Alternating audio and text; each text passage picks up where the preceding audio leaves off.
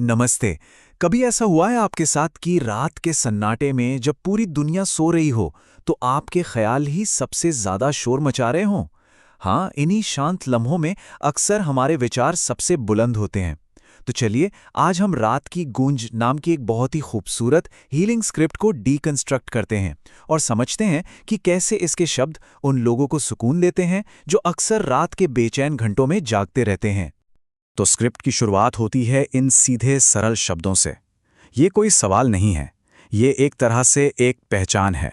जरा सोचिए, अंधेरे में अकेले ये सुनना कैसा लगेगा? ऐसा जैसे कोई दोस्त धीरे से कह रहा हो, मुझे पता है तुम जाग रहे हो और इसमें कोई बुरी बात नहीं है। और बस यहीं से उस भरोसे और उस कंफर्ट की नींव रखी जाती है। तो पहला सेक्शन है रात की आवाज। यहां पर एक स्टेज सेट किया जाता है इस आइडिया के लिए कि रात का सन्नाटा वो खाली नहीं होता, बल्कि ये कैनवस की तरह है जिस पर हमारे वो सारे ख्याल जो दिन भर दबे रहते हैं आखिरकार बोलना शुरू कर देते हैं। अब ये लाइन इतनी पावरफुल क्यों है? क्योंकि ये एक यूनिवर्सल एक्सपीरियंस को, एक आम अनुभव को आवाज देती है। ये लाइन बेसिकली कह रही है, हाँ, ऐसा सिर्फ तुम्हारे साथ नहीं हो रहा। हम सभी दिन भर की भाग दौड़ में अपनी चिंताओं को, अपनी यादों को कहीं ना कहीं पीछे छोड़ देते हैं, राइट? और रात ही वो वक्त है जो उन्हें वापस सरफेस पर ले आती है।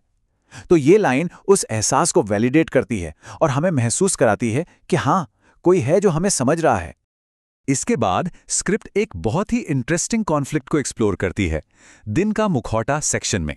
ये उस फर्क को सामने लाती है कि हम दिन में क्या होते हैं, यानी दुनिया के सामने एकदम स्ट्रांग, और रात में क्या बन जाते हैं, बिल्कुल वल्नरेबल और अकेले। आप खुद सोचिए, दिन में हम एक मुस्कुराहट पहन लेते हैं, काम में खुद को उलझाए रखते हैं और पूरी दुनिया को दिखाते हैं कि सब ठीक है। लेकिन रात, उफ, रात हमारी असलियत जानती है। वो आकर हमसे वो मुश्किल सवाल पूछती है, सच में ठीक हो? ये जो कंपैरिजन है ना, ये ऐसी नस को छूटा है, उस डबल लाइफ को आवाज देता है जो हम में से इतने सारे लोग जीते हैं। और बस यही चीज इस स्क्रिप्ट के मैसेज को इतना रिलेटेबल बना देती है। ओके, तो इस एहसास को एक्नॉलेज करने के बाद स्क्रिप्ट एक बहुत ही इंपॉर्टेंट टर्न लेती है। सेक्शन है थकने का हक।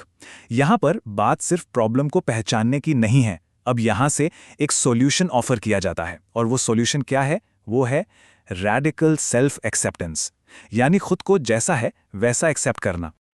तो यहाँ स्क्रिप्ट सीधे उस फिजिकल और इमोशनल एग्जॉशन की बात करती है जो सब कुछ संभालने की कोशिश से आती है।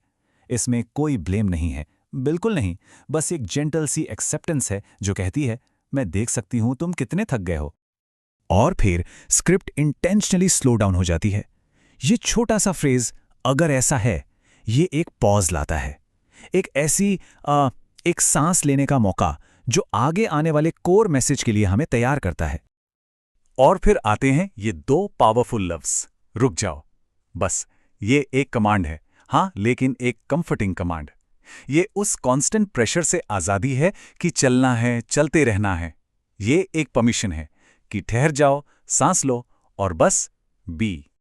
रुकने की ये परमिशन स्क्रिप्ट के सबसे स्ट्रॉन्ग मोमेंट्स में से एक में जाकर पूरी होती है, जब वो कहती है, तुम इंसान हो और एक इंसान का थकना बिल्कुल नॉर्मल है। यही तो है वैलिडेशन की पावर, ये एक्सेप्ट करना कि हमारे जो भी एहसास हैं वो जायज़ हैं, वो वैलिड हैं। ये लाइन हमें बताती है कि थक जाना कोई कमजोरी नहीं है, बल्कि ये तो ह्यूमन होने के एक्सपीरियंस का एक जरूरी हिस्सा है। अच्छा, स्क्रिप्ट की अगली टेक्निक तो कमाल की है। ये एक तरह का इमोशनल जूडो है। वो रात के उस डरावने सन्नाटे को लेती है और उसे एक अपॉर्चुनिटी में बदल देती है, खुद से मिलने का एक मौका। ये शब्द, पर यही सन्नाटा हमें खुद से मिलाता भी है। ये सच में गेम चेंजर हैं। ये एंग्जाइटी के एक पोटेंशियल सोर्स को इंट्रोस्पेक्शन यानी आत्ममंथन के एक पल में ट्रांसफॉर्म कर देते हैं। ये इशारा करते हैं कि डरो मत, क्योंकि इसी खामोशी में तुम अपने आप से कनेक्ट कर सकते हो। और इस ख्याल में कितनी गहराई है, सोचिए कि जब तक बाहर की दुनिया का शोर शांत नहीं होगा, हम अपनी अंदर की आवाज, अपने असली मैं को सुन ही नहीं सकते। स्क्रिप्ट हमें बस उसी आवाज को सुनने के लिए एनकरेज करती है जो दिन भर के शोर में कहीं गुम हो जाती है। तो अब स्क्रिप्ट इंट्रोस्पेक्शन से आगे बढ़ती है और सुबह की तरफ एक उम्मीद, एक जेंटल गाइडेंस देती है।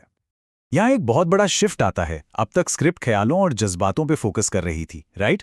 अब वो अचानक से मेंटल वर्ल्ड से निकलकर फिजिकल वर्ल्ड में आती है और एक बहुत ही सिंपल एक्शनेबल चीज करने को कहती है जो सुनने वाला उसी वक्त उसी पल कर सकता है।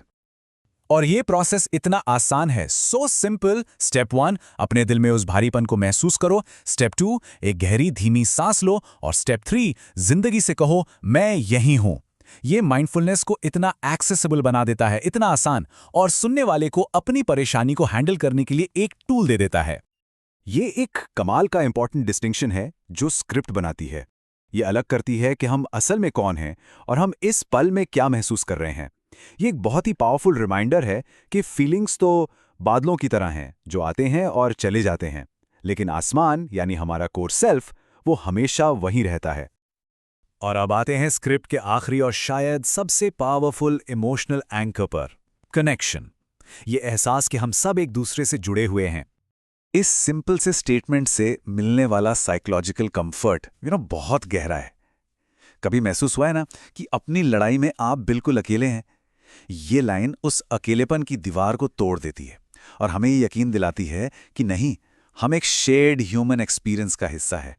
तो आखिर में मैसेज यही है कि जो कोई भी इस स्क्रिप्ट को रात के सन्नाटे में सुन रहा है वो अकेला नहीं है।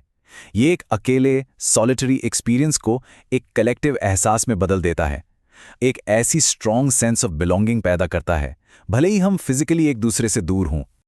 तो इस सब को सम अप करें तो इस स्क्रिप्ट की खूबसूरती इसकी सिंप्लिसिटी में है। पहले तो यह हमारी वल्नरेबिलिटी को एक्नॉलेज करती है, हमें फील करने की परमिशन देकर एक सेफ स्पेस बनाती है।